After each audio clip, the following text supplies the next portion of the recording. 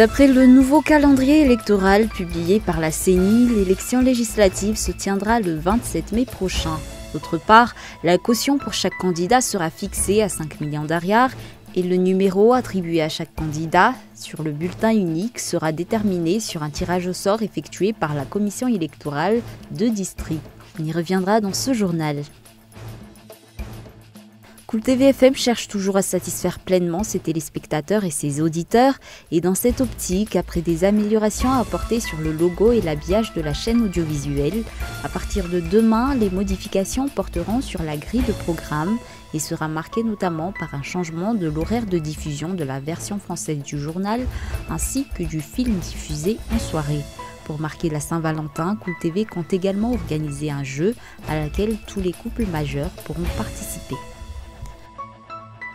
Dans l'actualité internationale, le président vénézuélien autoproclamé, Juan Guaidó, affirme que l'opposition a rencontré dans le plus grand secret des militaires et des responsables des services de sécurité du pays. Un peu plus tôt, il est descendu dans la rue aux côtés de milliers de Vénézuéliens pour convaincre l'armée de se rallier à leur cause.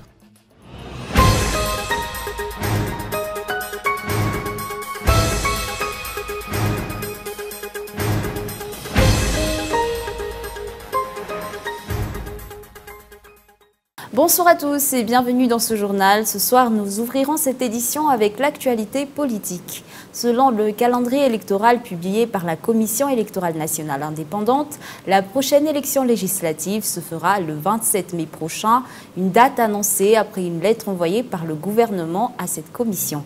Cette lettre a porté principalement sur 3 grands points: la date de l'élection législative, la somme que chaque candidat devra payer et le tirage au sort pour déterminer le numéro de chaque candidat sur le bulletin unique. Ainsi, la caution pour chaque candidat à l'élection législative sera fixée à 5 millions d'ariars et le tirage au sort sera effectué par la commission électorale de district. Toujours dans l'actualité politique, au sein de l'Assemblée nationale, l'application de l'article 104 de la Constitution qui prévoit la délégation d'une partie du pouvoir des députés au chef d'État pour une durée déterminée est encore sujette à controverse. Il s'agit d'une disposition qui servirait de rempart au vide institutionnel après la fin du mandat des membres de la Chambre basse. Toutefois, selon certains députés, l'application de cet article ne devrait d'aucune manière représenter un problème afin de permettre la continuité de la concrétisation des promesses faites au peuple. Reportage Henri Florian. Les avis des députés assistant à la session extraordinaire du Parlement sont actuellement départagés concernant la délégation du pouvoir de légiférer au chef d'État pendant un temps limité, comme le prévoit la Constitution, pour prévenir le vide institutionnel après la fin du mandat des députés. Selon l'avis de certains députés, pour que le pays continue à avancer, cette délégation de pouvoir ne devrait pas être sujette à débat. Il faut que cela se fasse pour que le chef d'État puisse poursuivre son programme à travers la nomination du Premier ministre et des membres du nouveau gouvernement. Le président de la République a prouvé que pour lui, il est urgent de passer à l'action et de réaliser au plus vite les projets prévus dans l'IEM. D'autre part, la loi relative à l'élection législative devrait également être réexaminée au cours de cette session.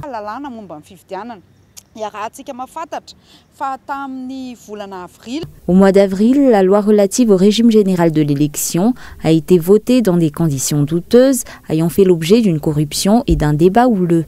Il va donc falloir réexaminer ce texte. Pour rappel, le mandat des membres de la Chambre basse actuelle prendra fin le 5 février prochain à minuit, jusqu'à ce que de nouveaux députés soient élus. Pour éviter un vide institutionnel, la loi fondamentale prévoit dans son article 104 que le Parlement, par un vote à la majorité absolue des membres composant chaque assemblée, peut déléguer son pouvoir de légiférer au président de la République pendant un temps limité et pour un objet déterminé. La délégation de pouvoir autorise le président de la République à prendre par ordonnance en Conseil des ministres des mesures de portée générale sur des matières relevant du domaine de la loi. De nombreuses conditions s'imposent pour un véritable changement, a déclaré hier le CEFAFI. Parmi ces conditions figure le renforcement de sanctions appliquées pour la lutte contre la corruption et l'impunité. Il est également essentiel que les parlementaires maîtrisent leur rôle en faisant preuve de bonne conduite. Reportage Faizo Rafali. L'élection d'un nouveau chef d'État offre l'opportunité de procéder à des changements positifs dans la conduite du pays. C'est ce qu'a déclaré le CEFAFI ou Observatoire de la vie publique à Madagascar à travers un communiqué publié hier sur les conditions d'un véritable changement.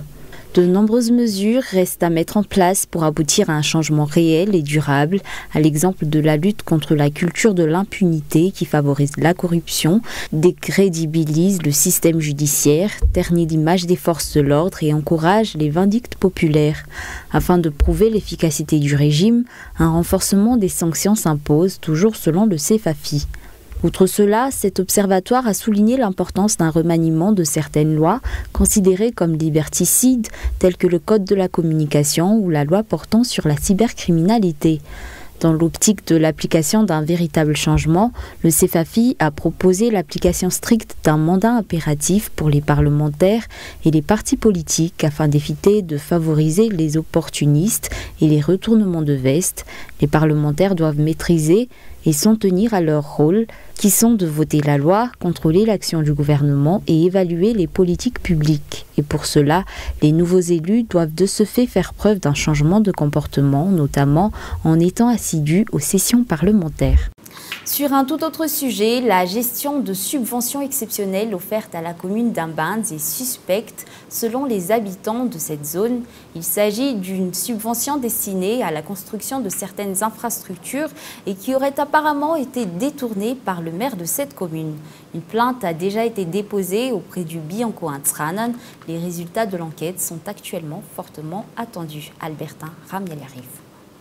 Le mur de briques pour clôturer l'hôtel de ville d'Imbanz, mesurant 50 mètres de long, avec un grillage de 30 mètres, valorisé à 199 millions d'ariars, un grillage de 18 mètres de long et 11 mètres de large pour le centre de formation des femmes 8 mars, d'une valeur de 200 millions d'ariars, les travaux de construction d'un bâtiment destiné à devenir le centre de formation des femmes 8 mars, de 15 mètres de long et 15 mètres de large, estimé à 369 millions d'ariars. Ce sont les montants fixés par le maire d'Imbanz et son équipe pour les travaux effectués.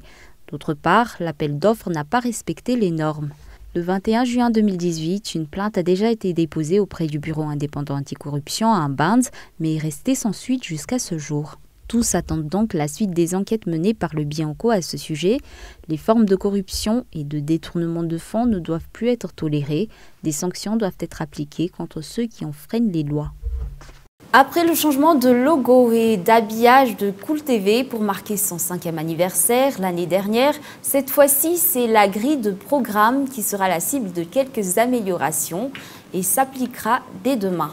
Parmi ces modifications, on retrouvera par exemple un changement d'horaire pour la version française du journal, mais également pour le film diffusé en soirée. Outre cela, pour faire honneur à la Saint-Valentin, notre chaîne audiovisuelle a également décidé d'organiser un jeu pour les couples. Écoutons les explications du responsable.